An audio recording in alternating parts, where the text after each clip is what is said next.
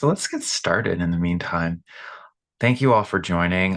You're welcome to um, have your camera on. You can always mute at any time. You can chat in the chat if you wish. This is a very open and free platform. My name is Jared Bastow, and I am what I like to call a freelance music coach. I designed this job mostly due to the fact that I think many of us can or will understand. I know that there's somebody here who is about to go through college. Um, that when you walk out of college, yes, you have all the tools you need to go out into the world as a music performer, out in the world as a music educator if you decide to go into music ed, or arts admin if you decide to go into that field specifically studied. Um, but I think many of my fellow colleagues as freelancers have come to realize is that there is a sense of a gap in their studies, in the supplied tools or skills necessary to go out into the field, into the world of classical music as their own business, as their own entrepreneurial spirit. And so that's why I designed a career in this field specifically, because it's important to be able to go out into the real world, say, auditioning forever, coming to the reality that maybe it's okay to have several forms of income. Maybe it's okay to have several networks and fields within the world of music to make my living. Um, so that's why I do what I do. I'd love to learn where everybody's from, and you're welcome to put it in the chat and what inspired you to want to sit in on the webinar.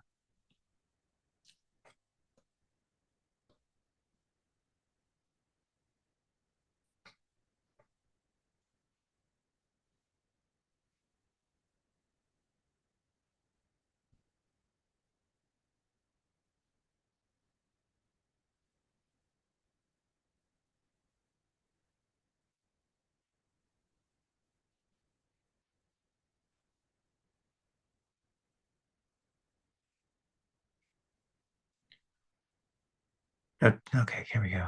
Cool, Dayton. Oh, cool.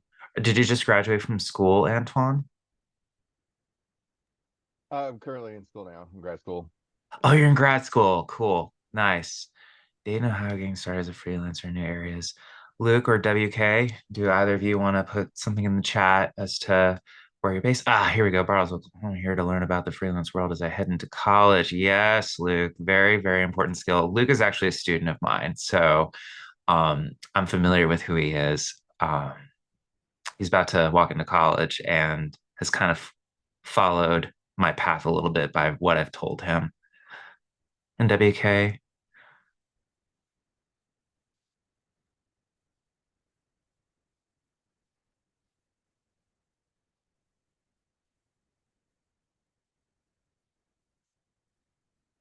it's okay. Yeah, you just got to be safe, Luke. While WK's chatting, I think it would be helpful to know more beyond just like why I chose the career, but a little bit about my story. So, my story starts out where I moved from initially upstate New York, went to college at Ithaca College, great experience. It was probably one of the best liberal arts educations I could have gotten out of that. I decided to go to Northwestern for my master's. And again, great education, great place to grow and build my skills as a musician, and meet some like the best talents that I could ever imagine. And I'm grateful for the experiences. I auditioned and won the positions in Tulsa Symphony and the Symphony of Northwest Arkansas, knowing fully well that that was my only option as soon as I graduated from college to basically make $8,000 a year. And so I said to myself, okay, do I want to slum it in Chicago, go back to upstate New York, where I could live with my parents and build a life out there, slum it in Chicago, whereby, I could find anything that I could. I, at the time, was a associate member for civics, so there was no guarantee for me to be involved with the Civic Orchestra of Chicago, Or do I take a chance at life and go out into the Ozark country and build a life out of $8,000 from zero? And so I chose the latter. And that was about 12 or so years ago. I knew that I needed to find a way to make it work. I had some support from family, but ultimately it was up to me to decide how I was going to make a living because, of course, we all know $8,000 barely covers a half year's worth of rent these days, depending on where you live. And, over time, I had learned that my superpower all this time had been scrappy networking. I come from a family of entrepreneurs, whereby I learned vicariously through them that you can't just walk the walk, you have to talk the talk too. And so I had to utilize some of those skills and their financial literacy that they taught me, time management, strategic planning beyond, a day-to-day basis, but thinking in terms of like, what do I want to be doing in 5 or 10 years? And I still handle it this way as well. But all of the skills that I really harnessed was in my networking capabilities. And within a year, I was able to quintuple or sextuple my salary from 8,000 to 48,000. And living in Oklahoma, and Luke, you can agree or disagree, it's pretty livable 12 or so years ago to be making that amount of money. Okay, good, you agree. Um, and so a lot of it was based on building relationships quickly. It was based off of, hey, I'm the new cat in town. I want to represent your community in some way, shape, or form, and really, you know, give Tulsa or Northwest Arkansas a platform for bass or cello. I'm also a cello teacher. Who's willing to help me? And suddenly it was just like this open arms opportunity where everybody was like, here, you can make this work. Let's see what you can do. And I showed up and did the thing. I was teaching, I was arts administering, I was performing within 3 states, and this is within a year. Um, I think all of us know that it's very easy to burn out, especially if you say yes to everything. I was victim of it. I think we all will or have felt victim to that. Um, it is one of those situations where you have to ask yourself, okay, so what's next? How do I solve this problem so that I don't burn out so hard that I want to leave the industry entirely? So I decided to get a second master's degree in arts leadership and cultural management, graduated in 2018, all online. And I really wanted to take arts admin full throttle with the idea that it would be security based, it would be a sense of benefits on my side. I don't have to deal with health insurance paying from the marketplace. Retirement was taken care of, life insurance taken care of. I mean, everything under the sun was taken care of. A 40-hour work week, when I was clocked out, I was clocked out.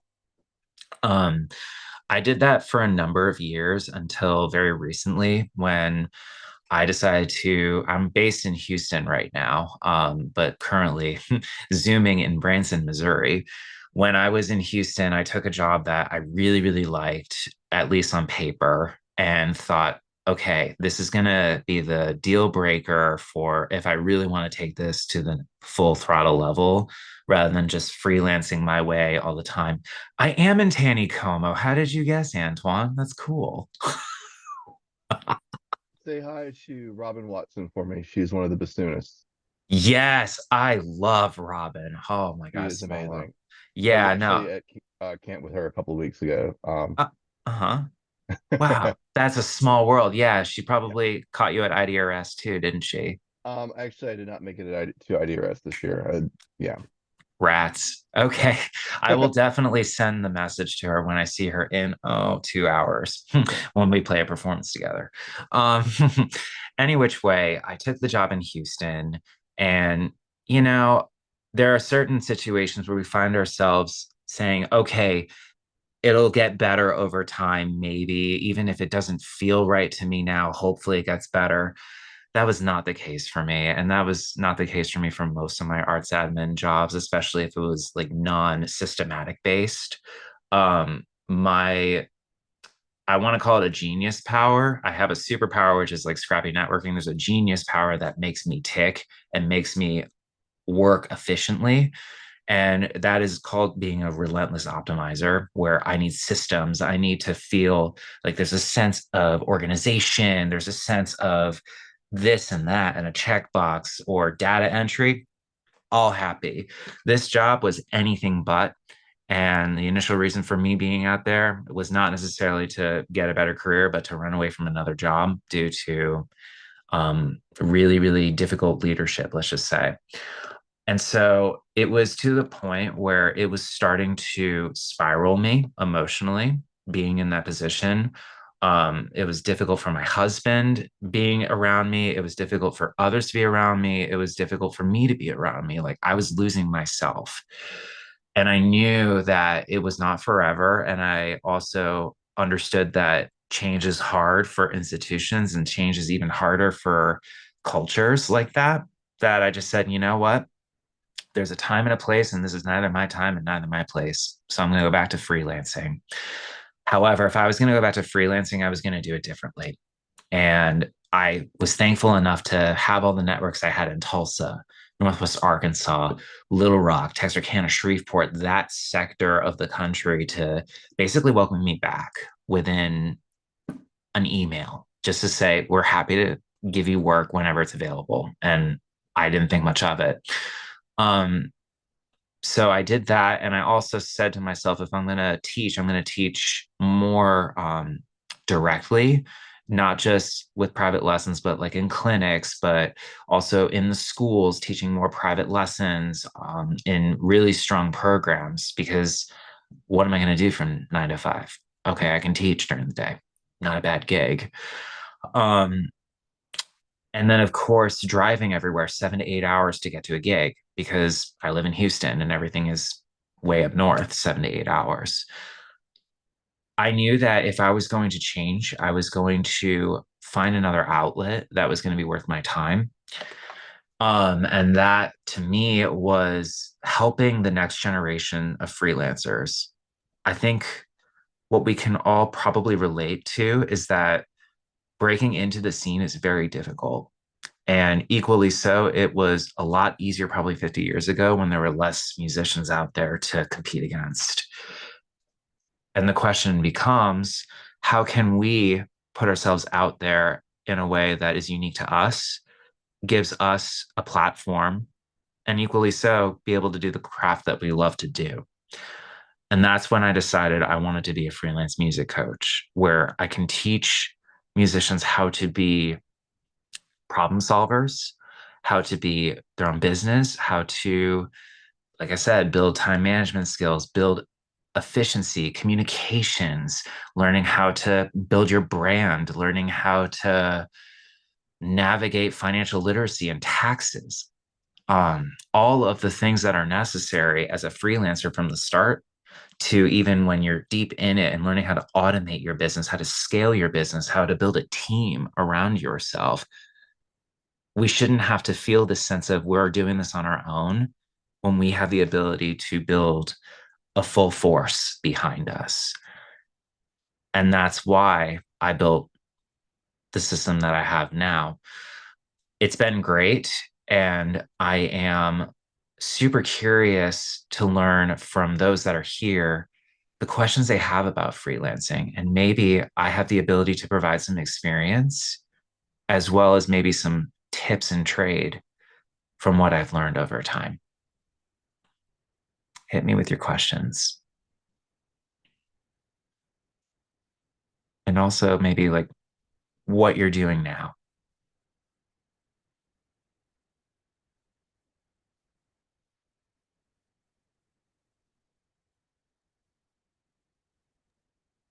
I guess one question I would have is like, how are you, what is a good resource to like kind of find those connections, find those opportunities?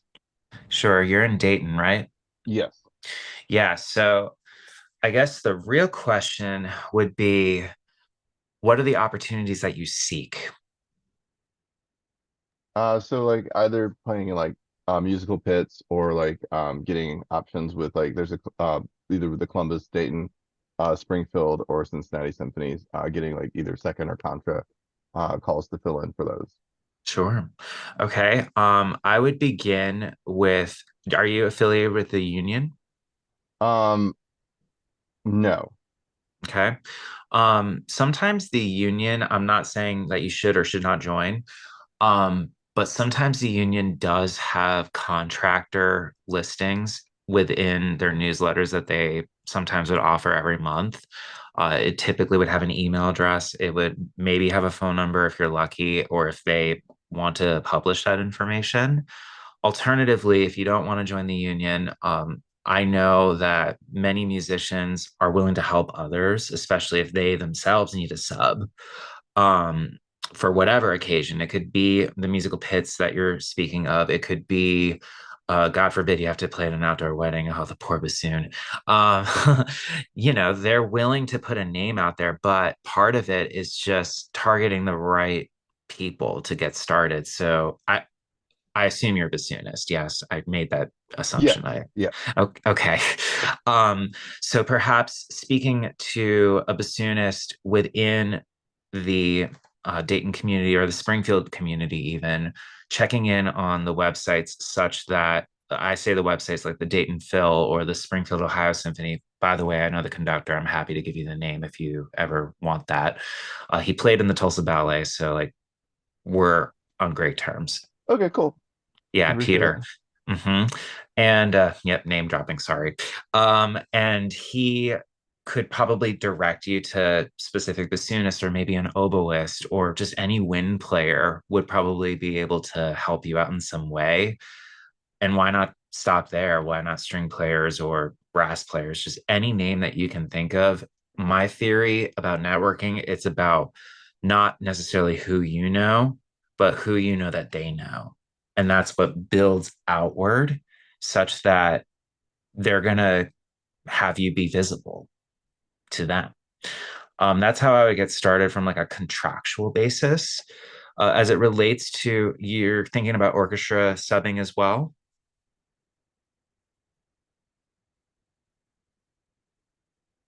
If so, oh, Yes, yeah. sorry.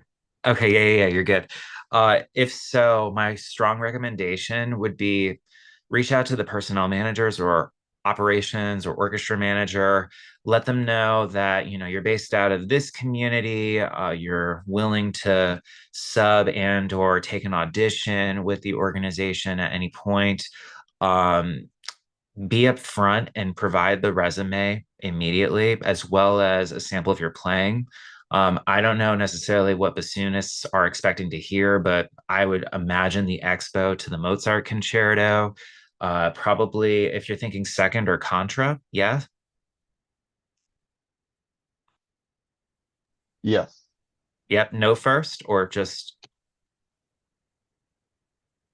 I would if needed, but like I don't know that my chops are quite there to cover first just yet.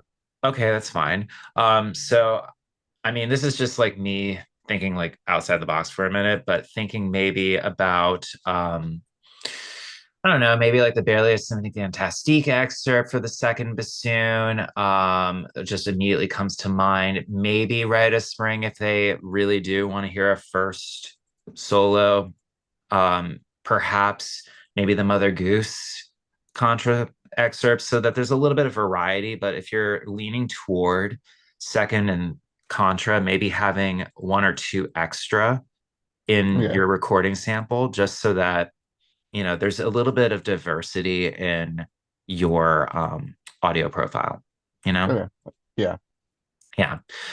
What also helps is like if you've had communications or you've played with some of these principal players, um, be very candid in putting the name out there and just being like, oh, I've played with them, maybe even copy them on the email, reinforces it, you know? Okay. Yeah. Is that helpful? That is actually it's very helpful. Wunderbar. All Yeah. right. WK or Luke, any questions? At what point in your career did you start teaching private lessons when you lived in Tulsa? How much of your income was private lesson based? That's a great question, Luke. At one point in my career did I start teaching private lessons? So, it really didn't launch until my second year, and part of it is getting your name out there. And if you are interested in teaching privately, absolutely get your name out there to the public schools or the private schools that offer the programs for which your instrument family has the programs for it. Um, just to give an example, I've lived in Tulsa for WK and Antoine. Um, and in fact, I've actually taught at Luke's school. And so one of the things I did was I let the orchestra directors know, hi, I am a new musician within the community. I play with X orchestra. Um, I have X experience teaching privately. At that time, I really didn't.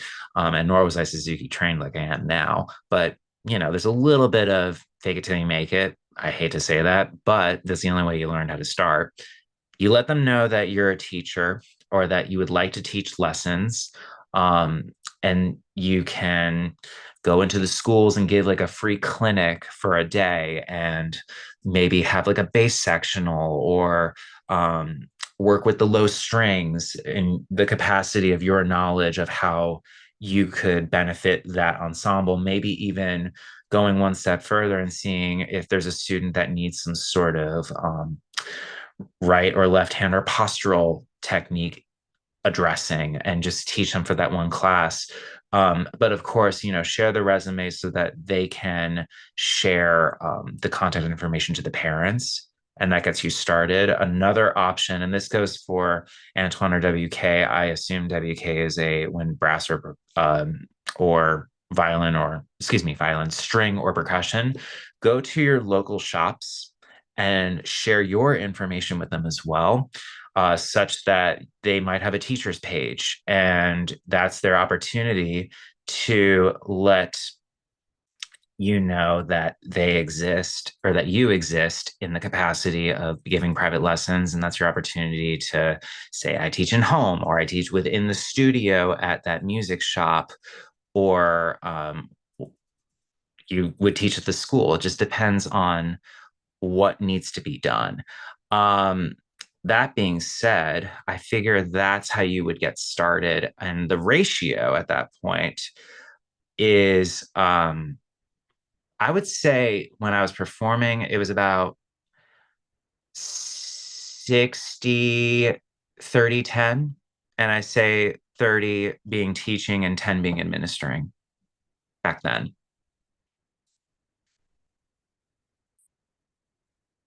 So, yeah. Is that helpful, Luke?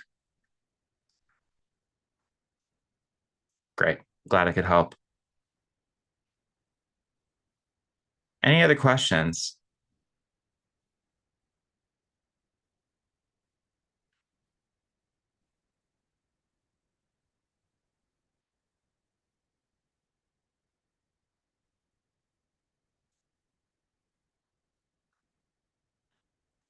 Anybody want to talk about maybe how I was able to manage my time between driving all to these gigs and figuring out how I was able to prepare for rehearsals?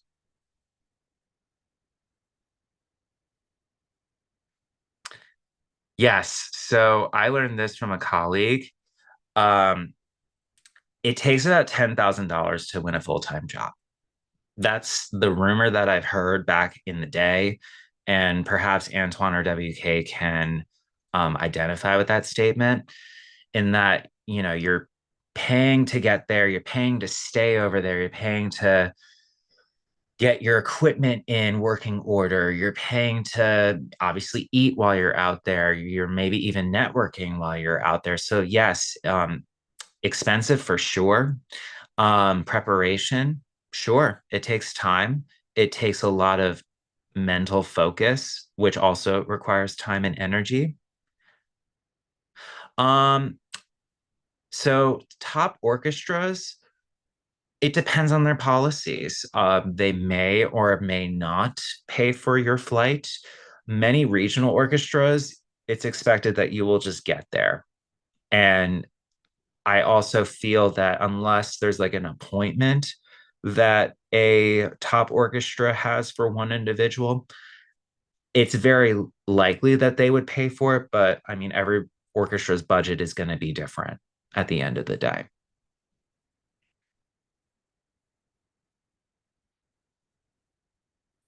Was that helpful, Luke?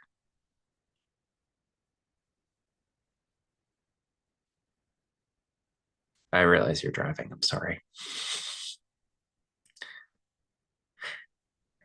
Don't be afraid of it. Part of the audition process, you're in the back seat. Okay, got it. Part of the audition process is recognizing where your strengths and your weaknesses are. And I'm sure Antoine and WK can relate to this. Um, the audition process is meant to be an opportunity like a job interview. You show up with what you have, and if you're not a fit, it's okay. You're just not a fit for that organization. It doesn't mean that you are not a great player. It does not mean that you're a failure. In fact, you're doing the right thing and getting your name out there. You might even be added to the sub list for all you know from that one audition. Um, at the end of the day, it's all going to come from up here most of the time. You can prepare yourself silly for hours and hours on end, but if your heart rate is moving at 150 beats per minute, or if your body is just convulsing as you're about to play your exposition to your solo, you have to find that space of peace because that's going to really set your performance at a higher level. I've always said that there is a scientific method to performance. Performance is your potential minus interference. So, what you put forward, that's your potential. The interference are the external factors that prevent you from your full potential, and that subsequently will equal to your performance. Does that make sense?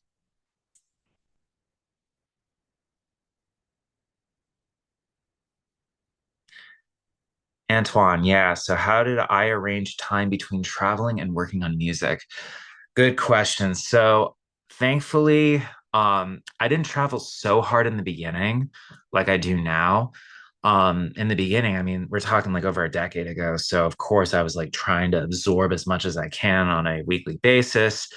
Um, what I can say now from learning back then, what I wish I could have done, I would strongly recommend time blocking. So if you had like an Excel spreadsheet or if you had like a Google Calendar to be able to navigate the different cells of time, you can devote an hour to 1 week of gigs that you have, maybe a half hour, 2 weeks out, focusing on your fundamentals before all of that, so that you're really just crunching down the time that you need in an efficient way, knowing that you ought to not continue past that block of time. I have found the Pomodoro technique to be incredibly valuable.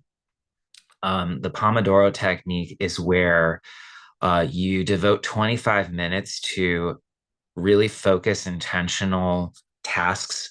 And it could very well just be, you practicing an excerpt for an audition and you just focus on that excerpt, whatever practice technique it might be for 25 straight minutes. Give yourself a 5 minute breather, get right back at it for another 25 minutes, and then a 5 minute breather. And for all I know, it could be long tones as your 5 minute breather. But that said, that's what has helped me build up the chops mentally and physically to be able to get to those gigs feeling as prepared as I possibly can on a daily basis. Um, and when I'm in the car, because it's hours, right? I do a lot of listening, especially with the pieces that I'm incredibly unfamiliar with. Um, these days, I mean, it's not nearly as unfamiliar just because a lot of the rep has been under my fingers for years. Um, but for certainly like the overtures that have like a very unknown composer name attached to it, or like some 21st century piece, yeah, I kind of want to get my hands around a recording so that I can, at the very least, maybe fit my part into that particular piece. Does that help, Antoine? Absolutely, absolutely. Cool. Luke or WK or Antoine, any other questions about that? Or related to the topic, something different?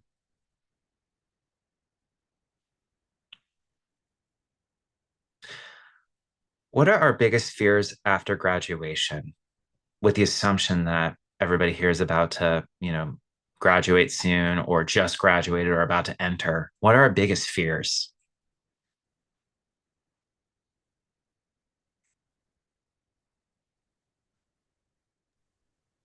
For me, it's like kind of the next thing on my plate is I'm looking to try and get into a doctoral program for a DMA, and so it's not getting into the program that I want. Okay. Um, so I have a Yeah. very short list of places that I want to go to, and so Okay. um, Cool. So knowing that the possibility is there, you just aired out the concern. yeah. What what in your mind could be a practical plan B or C? As far as Well, you're a some, bassoonist, yeah. yes, Um, what skills do you have either within bassoon or outside of bassoon or related to bassoon that you feel could hold you up in the event that you don't get into the doctoral program that you desire? um, oh, there's a litany of things I could do. I could continue teaching. I'm teaching privately at the moment, so I could go back continue doing that. Sure, Um, I could completely lose my mind and decide and get a teaching certificate and teach band. Um, sure, you could. I could. So I mean, there are options of things to do. So Yeah. Um, are those the only options? That is the real question yeah, that we have to ask ourselves. yeah, Yeah. I mean, right off the bat, I mean, I don't personally know you. Like, I just know that you know someone that I know that I'm about to perform with, who I yeah, will say hi, I promise. Um, but I mean, just as a general bassoon thing or oboe thing, we could all sell double reeds to people. yeah, That's another option. You could be a wholesaler if you desire. yeah. You could, I'm trying to think off the top of my head, bassoon wise. Um, has the idea occurred to maybe work at a woodwind shop or a repair shop as an assistant or Yeah. something? Okay. That's Uh, actually one of the things that I'm over the summer I'm starting to go down the I started looking into like woodwind repair and oh, that to kind shoot. of see. I've had one too Okay. many students show up with a lesson with something weird going on with their instrument, and my brain is kind of gone, well, we should look and figure out like at least to have a ground level understanding of what's possibly going on. Uh So I can huh. at least pass a note back to their band director to say, hey, this is what's going on with their instrument. Please let their repair person know. So because most of the instruments are all rentals anyway, because they're middle school students. So they Yeah. can at least get it fixed. Because it gets annoying after like the third or fourth time. It's like, Oh, well, the yeah. key is still doing that thing, and they haven't fixed it yet because we don't know what. Because again, they're middle school students, so Right. Yeah. This now brings in another thought because, with you bringing that forward in the way that, you could establish a partnership with your schools. You yeah, realize that, right?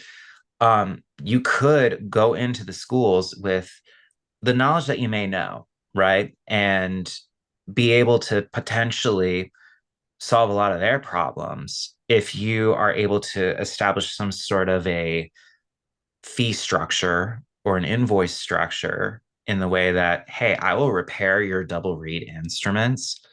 Um, because at the end of the day, it serves you, it serves them, it serves the students.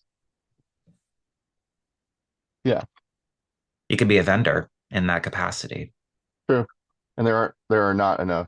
There are in fact absolutely not enough woodwind double reed repair techs in Oh, I the know. U.S. at all. So. Yeah, and I mean, why stop at Dayton? You could do it in Springfield, Ohio. You can do it, God forbid, you could take it to Indiana if you wanted to. Yeah, I'm sure Indianapolis could use it. I'm sure Cincinnati could use it. It's not far from you, correct? correct. Food for thought. Where are the schools, if you don't mind me asking? Um, well, CCM and OSU Oh, are the okay. two. Okay. Oh, OSU, Oklahoma, or Ohio State? Ohio State, sorry. Okay, no problem. I'm in Okie world. Yeah. Um, no, but I mean, it's not far from you. Cincinnati is what, 2 hours? It's like 45 minutes. Oh, even less. My gosh. Yeah. You have the opportunity to maybe have you had communications with the people who run the program? Not yet. I've met Marty Garcia about a year, no, at some point in the way back before COVID. And Hmm. so I keep meaning it's on my agenda of things to do to reach back out to him and kind of start more intense conversations with him about getting into that program. So Yeah, I was gonna say, at the very least, have that conversation, but also express the eagerness to really not just, earn the degree, but like get a head start. Like you yeah, want to help your community, you want to help your students, you want to help the bassoon world basically yeah, by, establishing this practice and not just establishing it, but like really making it accessible. Um, so I think if you express it in like an exciting and desirable level, I feel like you're gonna get a leg up on them. Equally so, you may even establish some sort of like an apprenticeship early on if you really want to take it there. yeah. Is that helpful? That was helpful. Yeah, thank you. Cool. Luke or WK?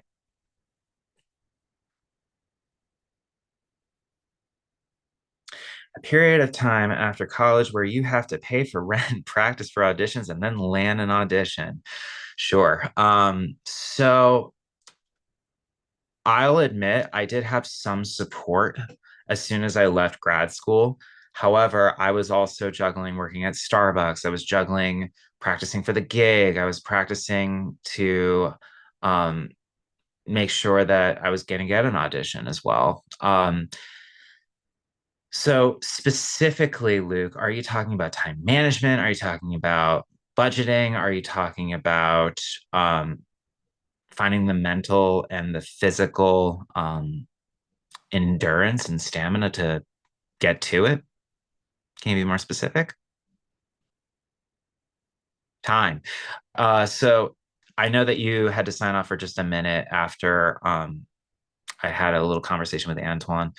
Um, but what helps me now specifically, and you've seen my Google Calendar, it is colorful because I do a lot of projects. I like to specifically time block. So when you time block, you can use an Excel spreadsheet, you can Google Calendar, you can use an Outlook calendar, I don't know, whatever calendar floats your boat. You design a block whereby you say, I'm going to deal with X from 12 to 1. And from 12 to 1, that is all you do. I didn't add this to the conversation with Antoine, but um, ideally remove your devices such that the distractions are away from you and that the intention and the focus is truly there.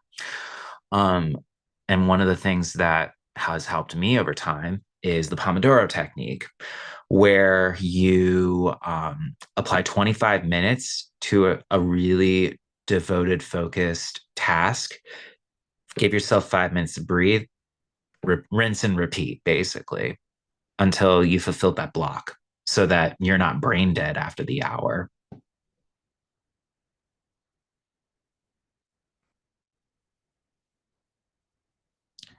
It also helps, especially if you're trying to juggle a job, if you're trying to juggle students, um, and if you're trying to juggle just miscellaneous projects that you're involved with, school especially.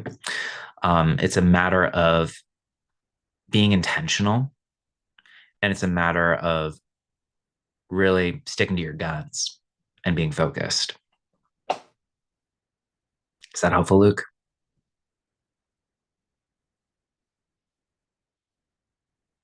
Cool. Antoine WK. or even Luke again. I guess one good question I have is like, is there something that you kind of wish that you had not done, a road that you wish you hadn't gone down, that maybe wasted a lot of your time? Oh my Um, gosh. Oh yeah. Recently, I'll admit I'm relocating to Dallas August 1. I should have moved sooner because that's half of my drive basically eliminated. Um,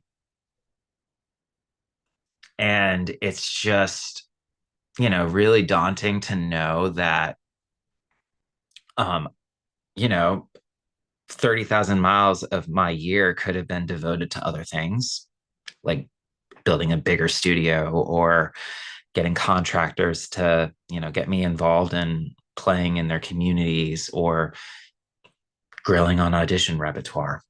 That's my most recent wish I had done sooner kind of deal. Um, I think also hearing the societal expectations that I needed to get a music education degree to feel a sense of security. Um, and then dropping after a year, my freshman year, because I just was like, I have no interest in doing this. I think succumbing to some pressure from others, I'm glad I did it. I have no regrets of it, but just feeling this burden of what if, what if, what if, what if for years, and knowing that I'm doing exactly what my degrees, all three of them set me out to do. I'm grateful that I didn't do that path, but I very easily could have. I know that doesn't fully answer the question, but if you believe that you can do something, don't let others stop you from doing it. Do it because you yourself feel that you are capable of doing it, and people will support you. that actually does kind of very much answer the question very well. Thank you. Oh, thank Like, you. um, I actually have two other degrees that I got in other areas before the music degree, and Sure. so yeah, that's actually very helpful. Oh, cool. It's funny. It's funny that you bring this up because I have a tattoo on my arm and I'm not sure if the blurred walls show it. Oh, it does. Let me rotate a little bit. It's really hard to read, but it says everything I do it for you with a bass clef, yin yang, and repeat symbols on either side. And every so often, even now, I have to revisit it because it's a message to my childhood self. Oh, And cool. my childhood self wanted to be a bass player. And, every so often I would get the, you're never going to make it, don't do it. And I said, the hell with you, I will. Just watch me. And, people look back and they're just like, we really should not have doubted you, or we're so happy that you're doing what you're doing. And even now, with like the expansion of activities I'm involved with, it's just one of those situations where you look back and you say, hot damn, this is pretty cool that you have the power in your hands to just take whatever craft or passion you want to just launch in the way that you desire and or your heart desires. Yeah. Luke or WK, any other thoughts or questions? We have about 15 more minutes. If there's a topic that you are concerned with or you feel like you have gaps with, this is a great opportunity to raise that.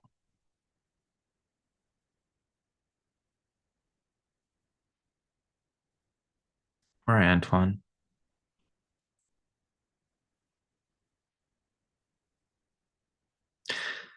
So, do you all want to hear maybe some of the cool things that I have lined up for my freelance music coaching business?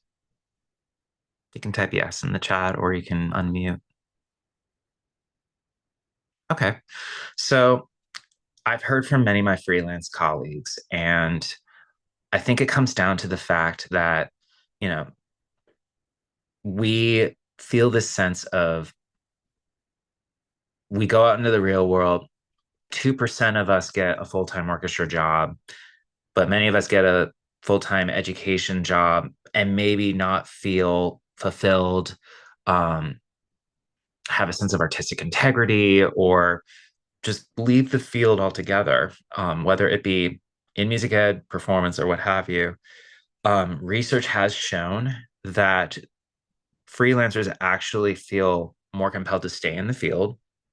There's more creativity and innovation involved with it. And with multiple income streams, we have the power to literally build six figures on our own. And I find it hard to believe, but also equally so, I understand why that these skills are not taught in the schools. And I say the schools as in colleges or graduate programs, because I mean, there are arts admin and there are music entrepreneurship courses, but I find them to be rather theoretical in the approach versus like, you're out there, what do you do? And so, what I'm hoping to achieve, especially in like the Texas or the Oklahoma or the Arkansas regions, especially the ones I gig at, I want to build a workshop series at some of these institutions so that I can help bridge that gap for the incoming students or the incoming generation of freelancers or musicians or teachers so that they have a whole tool belt of ideas or skills or just the wherewithal to be able to go out into the music world and not feel this sense of dread of what do I do? So that's what I'm hoping to achieve in my future. What is the advantage of having seven smaller streams of income as opposed to one big income? Is there a tax advantage? Um, that's a great question. So, dependent on the seven streams of income, so there are some orchestras that I am involved with where you're an employee. There are some orchestras I'm involved with where you're an independent contractor. So there is a little bit of a negation going on whereby it equals out, um, especially for those that I might have more employee based organizations versus independent contractor. That, of course, balances out with teaching. Um, I find that if you start your own LLC, at least as of recently, I started one. There is a huge tax advantage, especially to save from the 1099 portion of your income.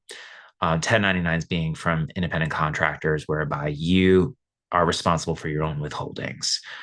Um, with seven smaller streams of income, dependent on the size of each of the seven streams of income, it could be interest income, it could be royalties, it could be your teaching business, it could be an inheritance that you might have from somebody, it could be you're an employee for an orchestra as a musician, or you're a part-timer personnel manager or an assistant librarian, just something small. It doesn't necessarily matter the gravity and scale, but it does help out from a tax standpoint, especially if you have that LLC in addition to being an employee, in that the LLC takes all of that 1099s and makes one big Schedule C rather than a wide series of Schedule Cs and your accountant hating you later or you hating yourself later, depending on who does your taxes.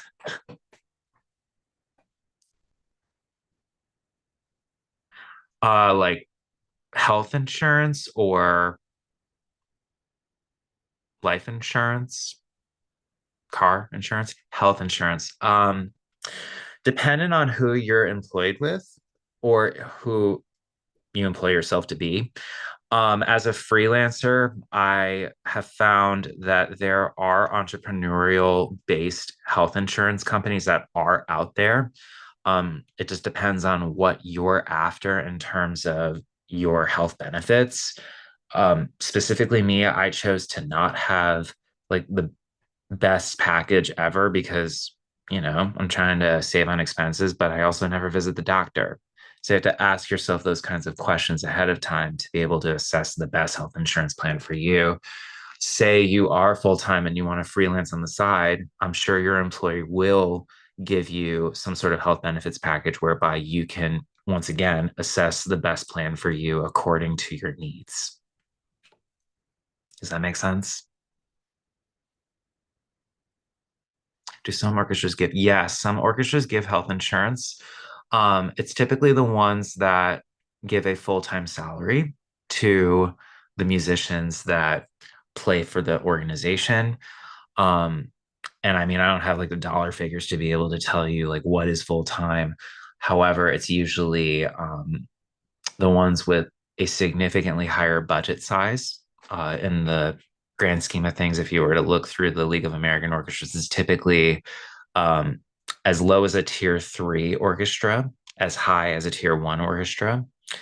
The tier 1 orchestras, you're looking at upwards of 30 mil beyond. I would say the tier 2s are 20 to 30 mil budget class size, and tier 3s are the 10 to 20s.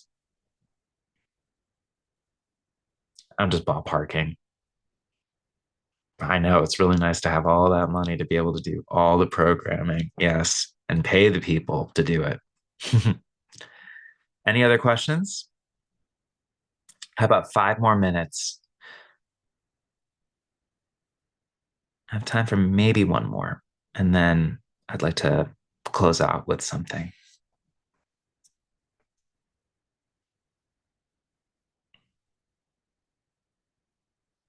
Maybe Antoine, do you have another question?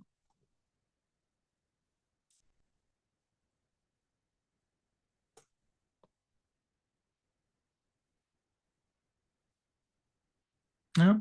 Okay. Oh, yeah. I would like to get into private lessons. Should I wait post back? No, you shouldn't. So, um, I think what helps as you are building your portfolio in school, it doesn't hurt to get your name out there to some of the schools, but also don't be afraid to contact your professor and just let them know that you do have an interest in private teaching, and perhaps they're not interested in private teaching at all. And if so, great, you have the pick of the litter for your community. In your case, it would be Stillwater. Or if you're willing to travel outward, you can go to Enid, or you can go to Oklahoma City, or make your way back into the Tulsa region to give private lessons or have them come to you, depending on, what the families are willing to do. Um, just understand that if you wanted to start privately, build a policy sheet now whereby it lists all of the can do's, can't do's to your families that you're reaching out to. Be transparent about your rates, know your value ahead of time. Um, have a resume on hand, especially if you start marketing to the schools early, so that they have an understanding of what your background, who your background is with. I'd say, what's stopping you other than just questioning it?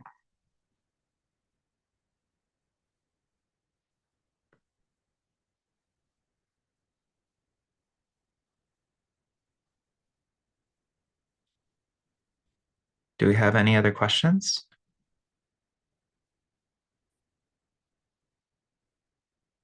I was just thinking maybe junior. Yeah, you could totally start junior, senior year. By then, you will have built up enough experience in the orchestra community. You would have built up enough experience. Probably if you took like a string pedagogy course, you could also maybe take a classroom instrument whereby you're learning from probably a graduate student in the main instrument that they teach. Um, or maybe even if you have a TA within your studio, perhaps they have experience teaching and you can maybe watch a private lesson whereby you can take some notes, uh, learn the things that you found valuable in the lesson, um, but also equally so, maybe the things that were not so valuable, so that you can remember from your future self, okay, I saw this, I probably would have approached it differently. What would you have done? I find that to be pretty helpful and reinforcing in terms of identifying what builds your values as a teacher. Does that make sense?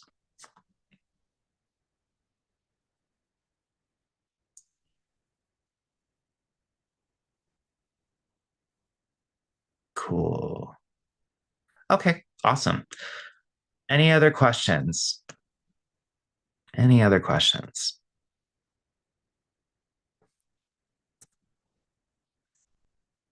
I take it from the silence that there are probably no more questions.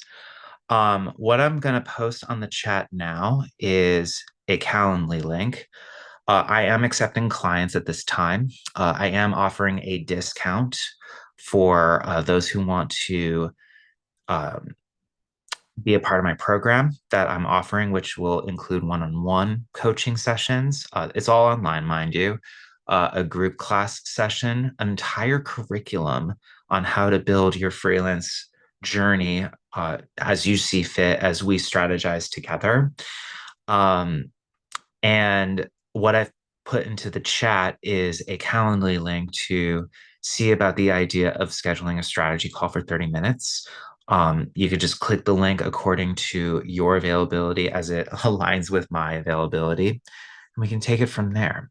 So I want to say thank you all for joining me in this really interesting format. I'm very used to having a script. I'm very used to having a PowerPoint presentation. So I appreciate the vulnerability you've all put me through. No, it's actually genuinely helpful for me as a coach. And it only helps reinform if I have the skills to be able to do this. And I appreciate you all throwing me with the hard fireball questions. Thank you.